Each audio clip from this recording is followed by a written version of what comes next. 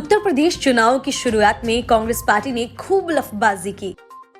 ऐसा माहौल बनाने की कोशिश की जैसे इस चुनाव में भाजपा का मुकाबला कांग्रेस से ही होने जा रहा है। लेकिन जैसे जैसे चुनाव की गाड़ी आगे बढ़ी और तारीखें नजदीक आती जा रही, कांग्रेस बेदम होकर हांफने लगी है। प्रियंका वाड्रा के लड़की हूं, लड़ सकती हूं नारे का तो अब वो हाल हुआ कि प्रियंका जिस चीज को हाथ लगाती हैं, वो अगर सोना भी हो तो मिट्टी बन जाती है।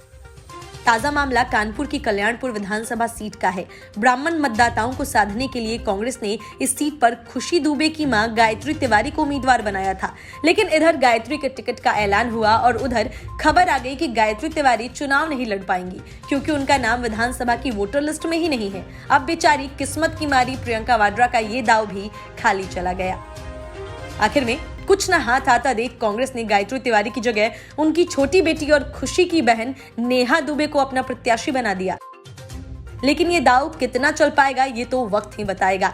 लेकिन ब्राह्मण वोटरों को अपने पाले में लाने के लिए कांग्रेस जिस तरह का घिनौना खेल खेल रही है, वो आखिर में उसकी बची खुची राजनीति का भी भट्टा बैठा सकता है।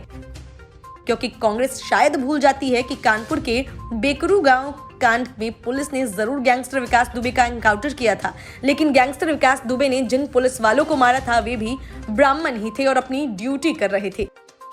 इसीलिए सवाल यहाँ गलत और सही में से किसी एक को चुनने का था। भाजपा ने कानून के तहत सही को चुना तो कांग्रेस हमेशा की तरह गलत के पाले में आकर खड़ी हो गई।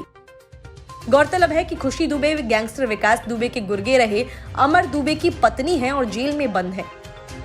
वहीं कल्याणपुर विधानसभा सीट से कांग्रेस ने काफी पहले ही आश्वासन दिया था कि उनकी तरफ से खुशी दुबे की मां को कल्याणपुर सीट से उम्मीदवार बनाया जाएगा। कांग्रेस को पूरी उम्मीद थी कि चुनाव में बिकरू कांड को उठा योगी सरकार को भी घेरा जाएगा और वोट भी लिए जाएंगे। बिकरू कांड में पुलिस ने कुख्यात विकास दुबे के खास आदमी अमर दुबे को पुलिस मुठभेड़ में मार गिराया था। उसकी कुछ दिन पहले ही शादी हुई। बाद में उसकी पत्नी को भी सबूत छुपाने और आरोपी को श्रेय देने के आरोप में आरोपी बनाकर जेल भेज दिया गया था।